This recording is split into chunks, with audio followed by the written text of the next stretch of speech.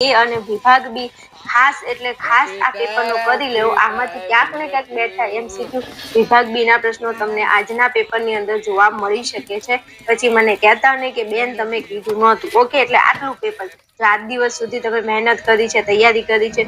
Maximum વધારે ને વધારે તમે જેટલા પેપર સોલ્યુશન કરો છો તો એટલું તમારું રિઝલ્ટ વિભાગ એ અને વિભાગ બી તમારો એમાંથી ક્લિયર થઈ જશે. એક આપણે વિડીયોની આગળ વધીએ છીએ. આપણે તૈયારી કરી છે ને એમાંથી જ આ પ્રશ્નો પૂછાય છે. એટલે આજનું પેપર પણ એવું હશે. ચાલો, પ્રશ્ન નંબર આપણો 1 છે. ભારતમાં સૌથી વધુ કયા ધર્મના લોકો વસવાટ કરે છે? જો આવી આપણને ન ખબર હોય તો ભણવાનું મૂકી દેવું જોઈએ. આ કટાક્ષ નથી, આ રિયાલિટી કહું છું કે ભારતમાં સૌથી વધુ કયા ધર્મના લોકો વસવાટ કરે છે. ઓબ્વિયસલી યાર, હિન્દુ ધર્મના લોકો વસવાટ કરે છે. આવી તો આપણને ખબર હોય, કારણ કે આપણે હિન્દુ ધર્મના હોઈએ તો ખબર હોવી જ જોઈએ 100%. બાકી વાત નથી કરતી હો. હા, એટલે ભારતમાં સૌથી વધુ કયા ધર્મના લોકો વસવાટ કરે છે?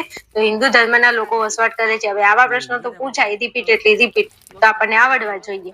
ચલો, પ્રશ્ન નંબર આપણો 2 છે. ભારતમાં કેટલી ભાષાઓ બંધારણીય દરજ્જો ધરાવે છે? મારા વાલા, મારા કલેજા, 1000%ના 1000% મોસ્ટ એમ્પ્લિકેશન છે. અને આ પ્રશ્ન મને બહુ ગમે છે. તમારે તૈયાર કરવાનો છે. 22 સામાન્ય ભાષાઓ આવશે. ભારતમાં કેટલી ભાષાઓ બંધારણીય દરજ્જો ધરાવે છે? જરૂરી નથી કે આ પ્રશ્ન વિભાગ એમાં પૂછાય તો બીમાં ન પૂછાય. મારા વાલા, મારા કલેજા, વિભાગ બીમાં આ પ્રશ્ન તમને જોવા મળે. પછી કહેતા નહીં કે બેન તમે કીધું નહોતું હો. એટલે તૈયાર કરી લેજો. 22 ભાષાઓ આવશે. અને 22 ભાષાઓમાં ઘણી બધી ભાષા તમને કદાચ નામ પણ આવડતા હોય. એટલે કન્નડ ને, તમિલ ને, તેલુગુ ને, મલયાલમ ને, સિંધી, મણિપુરી, કોંકણી, બોડો, મેથલી, સંથાલી, આ બધી ભાષાઓ છે. તમે પહેલી વાર એવું લાગે કે આ બધી ભાષાઓના નામ છે. હા, એ બધી ભાષા છે. ચાલો, પ્રશ્ન નંબર 3 છે. પારસીઓનું ધાર્મિક પુસ્તક કયું છે? મસ્ત પ્રશ્ન, 1000% રિપીટેડલી પૂછાય પ્રશ્ન કે પારસીઓનું ધાર્મિક પુસ્તક કયું છે? તો જવાબ આવશે અવેસ્તા. પારસીઓનું ધાર્મિક પુસ્તક કયું છે? તો જવાબ આવશે અવેસ્તા.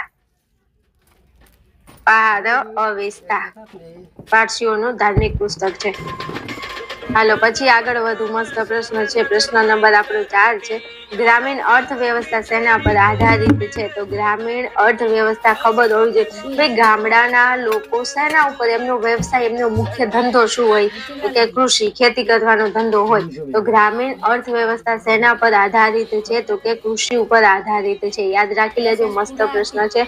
ગ્રામીણ અર્થવ્યવસ્થા શેના પર આધારિત છે? તો જવાબ આવશે કૃષિ પર આધારિત છે.